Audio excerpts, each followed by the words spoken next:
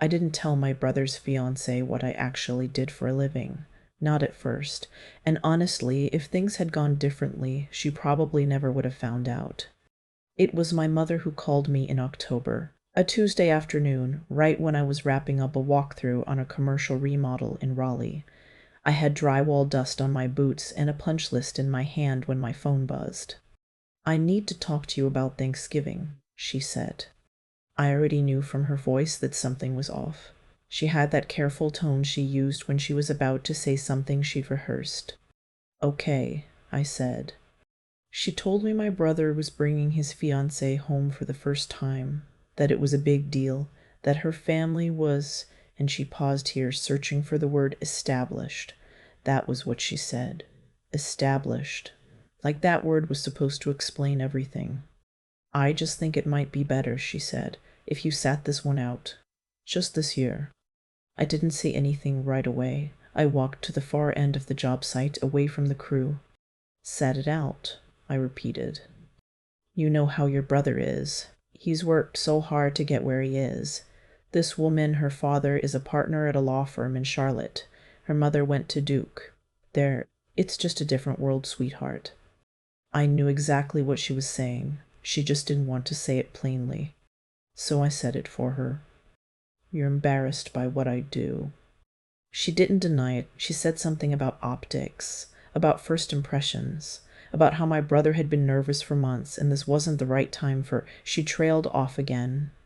"For what?" I asked. "For your daughter to be there?" "You know I don't mean it that way." But she did mean it exactly that way. Because the way I earn my living, running a residential and light commercial electrical contracting company in North Carolina, apparently did not fit the image my family wanted to present to a woman named Waverly Ashton Cole and her Duke-educated mother. I was 29 years old. I had 11 employees. I had been licensed since I was 24. I had not borrowed a single dollar from my parents since I was 18. But none of that mattered, because I showed up to job sites before 7 in the morning, and I drove a work truck, and my hands had calluses on them, and that was apparently the thing that counted when it came to first impressions. I told my mother I understood. And I meant it in the worst possible way. I want to go back a little, because none of this came out of nowhere. Mime Roberts, I'll call him Drew, because that's what everyone calls him, is 3 years older than me. He went to UNC Chapel Hill, got a business degree, got an MBA, got a job at a financial services firm in Charlotte, doing something with portfolios that I have genuinely never fully understood. He wears a suit most days. He plays golf. He has a LinkedIn profile with a professional headshot and a tagline that says something about driving value in dynamic market environments. I love my brother. I want to be clear about that. He is not a bad person. He is, however, a person who has never once asked me what I'm actually working on, not in 10 years. When I was 21 and enrolled in an electrical apprenticeship program at the community college in Greensboro, my mother cried. My father sat across from me at the kitchen table and said, "I just don't understand why you won't apply yourself." My brother, home for Christmas, said, "You could still transfer. It's not too late." I had already thought it through. I had done the math. I liked working with my hands. I was good at it. I liked the logic of electrical systems, the way everything connected, the way there was always a right answer if you traced back far enough. I liked being the person who walked into a space and made it work. Nobody in my family understood that. They were not cruel about it mostly. They were just quietly, persistently disappointed. Over the years, it calcified into something we didn't talk about. My mother asked how work was going the same way she asked about the weather. Surface level. Not actually wanting details. My father, every time I saw him, found a way to mention that his neighbor's son was a physician now, or that Drew had gotten another promotion. I learned to nod and change the subject.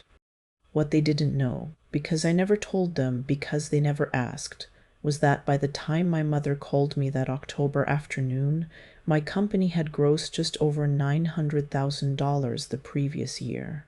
I had a project manager. I had 2 master electricians on my crew. I had a contract with a property management company that alone was worth more annually than my brother made in salary.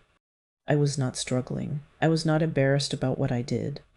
I was the only one not embarrassed. I spent Thanksgiving that year at my friend Marguerite's house in Durham.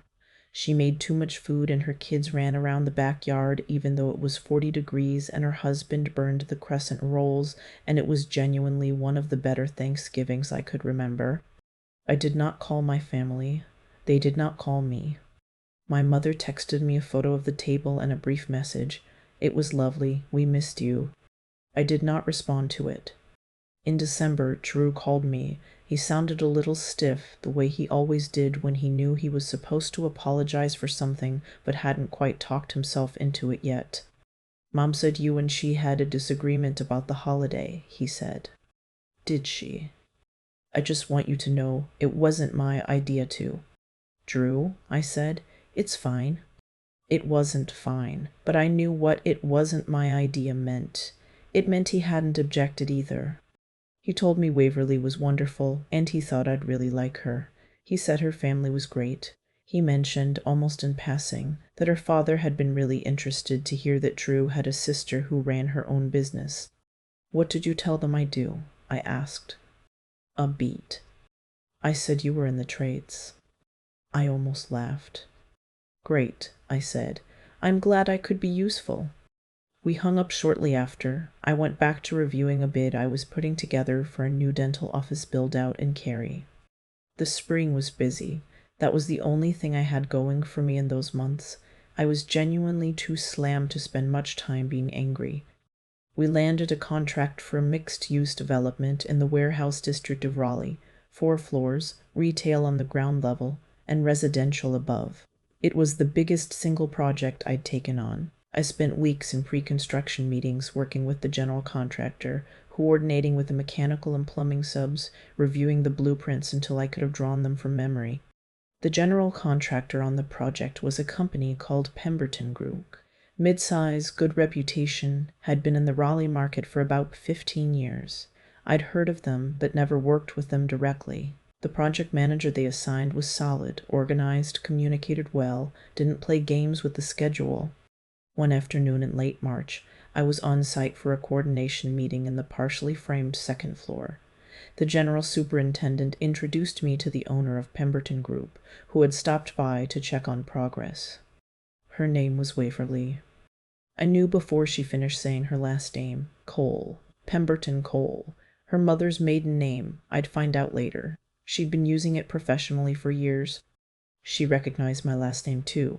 I could see it register on her face, that quick calculation, the same one I was making. You're Drew's sister, she said. I am, I said. We looked at each other for a moment. She was direct.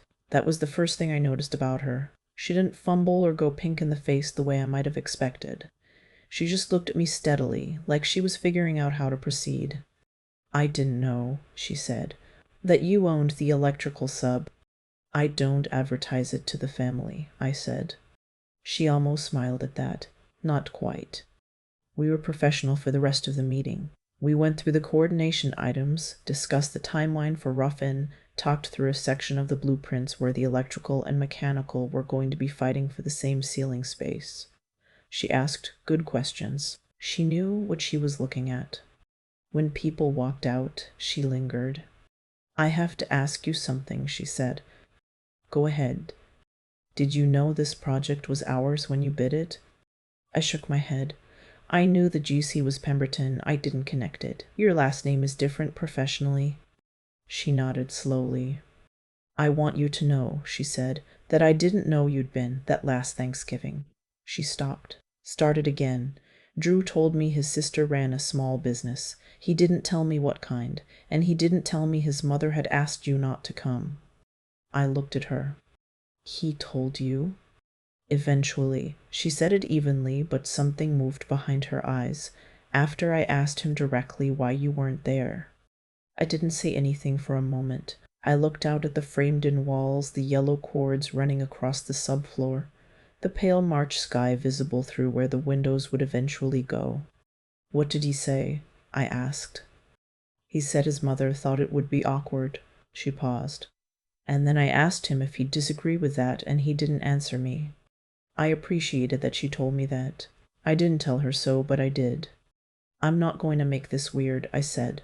We have a job to do. I agree, she said. I just want you to know that if I'd known who you were, what you'd built, none of that would have happened. She looked at me steadily. I'm not my family's opinions. I'm not the version of things that Drew apparently presented to his parents. I believed her. I appreciate that, I said. She handed me her card, her Pemberton group card, the one with her name and her title and her direct line. If you need anything on this project, she said, call me directly. I took it. The job ran into early summer. We stayed on schedule, which almost never happened on a project that size. Waverly ran a tight ship. She was on site regularly, knew every subcontractor by name, caught a coordination issue in the third floor mechanical chase before it became a real problem. I respected her. And I think somewhere in there she started to understand something about what it actually meant to do what I did. I watched her watching my crew, the precision of it, the way my lead electrician could look at a panel and see the whole system in her head, the way we moved through a space without wasting motion. Waverty wasn't the kind of person who needed something spelled out for her. She figured things out by watching. In May, Drew called me again. He said he and Waverly had set a wedding date. He said he hoped things hadn't been weird between us. He said, and this was the part I wrote down somewhere in my memory, I know Mom was out of line about Thanksgiving. Was, past tense. She was, I said. I should have said something. Yeah, I said, you should have. He didn't apologize exactly, but it was closer than I'd gotten before. I was willing to take it, provisionally. Then he said, I mentioned to Mom and Dad that you and Waverly ended up working together. Mom wants to have dinner. All of us. She wants to, clear the air. I took a long breath. I'm open to it, I said, but I'm not going to sit there while she acts like what happened was a misunderstanding. It wasn't a misunderstanding. She was ashamed of me. I know. So if we're doing dinner, we're doing it honestly. He was quiet for a moment. Okay, he said. I'll tell her. The dinner was at my parents' house in Greensboro on a Saturday in June. My father shook my hand at the door. He was trying, I could tell. He had that look he got when he was aware he'd done something wrong, but wasn't exactly sure how to navigate the doing something right part. My mother hugged me in the kitchen. She held on a moment longer than usual. I've missed you, she said. I've been here the whole time, I said. She flinched a little at that. I wasn't trying to be cruel, but I also wasn't going to pretend October hadn't happened. Waverly was already there when I arrived. She was at the kitchen island with a glass of wine, talking to my mother about something. They both looked up when I came in. I'm glad you came, Waverly said. Me too, I said, and I meant it. My father, pouring himself a drink, cleared his throat.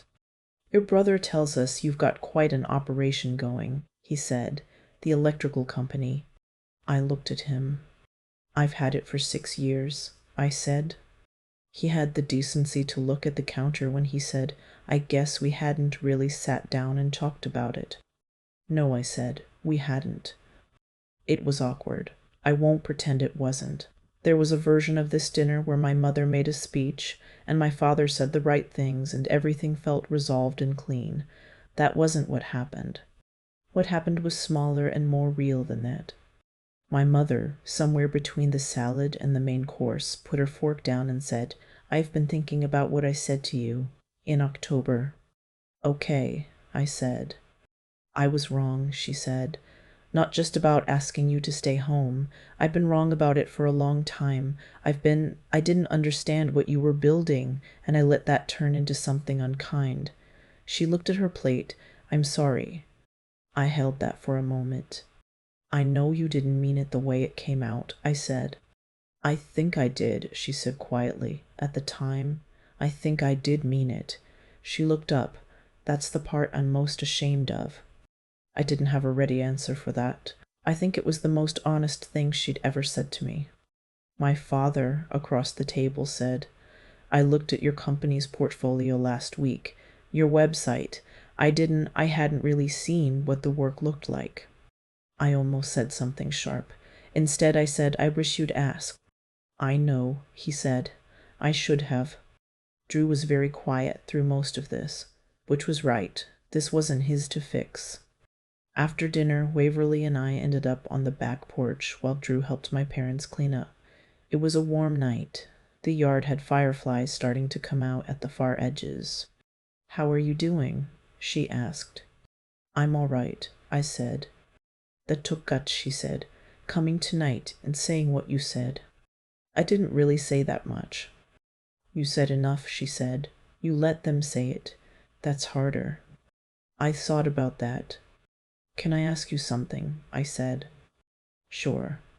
"When you realized who I was, on that job site, what did you think?" She thought about it genuinely, not performing consideration, actually thinking. "I thought," she said slowly, "that I had badly misjudged the situation, and that your family had done you a real disservice by not talking about you honestly." She looked out at the yard. "I grew up in the construction world. My grandfather built Pemberton from a two-man framing crew. I know what it means to run a crew, to hold a project together." She paused. "And I thought that your brother should have stood up for you." I nodded. "He's working on it," I said. "I know," she said. "I told him he needed to." I laughed at that, first real laugh of the evening. "Good," I said. We stayed out there a little while. The fireflies moved through the dark beyond the porch light. Inside, I could hear my mother telling Drew where the dessert plates were, and my father laughing at something, and the ordinary sounds of a family who was still, despite everything, trying. I didn't have it all figured out. I wasn't sure forgiveness was the right word for where I was. But I was there. I had come. I had said what was true and let them say what was true and let them say what was true, and we had sat at the same table and eaten the same food. That was something. On the drive home, somewhere on I-40 with the windows down and the warm June air coming through, I thought about my crew showing up Monday morning. I thought about the Raleigh project, buttoned up and on schedule. I thought about the new bid sitting on my desk, a school gymnasium renovation in Wake County that I was going to win. I thought about my mother saying, "I think I did mean it at the time. That's the part I'm most ashamed of." I turned that over in my mind for a long time. Then I drove the rest of the way home. I keep thinking about something my mother said at that dinner table in June. Not the apology itself, but the part after it, where she said, "I think I did mean it at the time." That's the part I'm most ashamed of. There's something about that kind of honesty that undoes you a little. It's harder to stay angry at someone who tells you the truth about themselves, even when the truth is not flattering. I didn't get here by accident. That's the thing I want to be clear about. The company didn't build itself. The licensing didn't happen on its own. I made a choice at 21 that nobody in my family understood, and then I made about 10,000 smaller choices after that.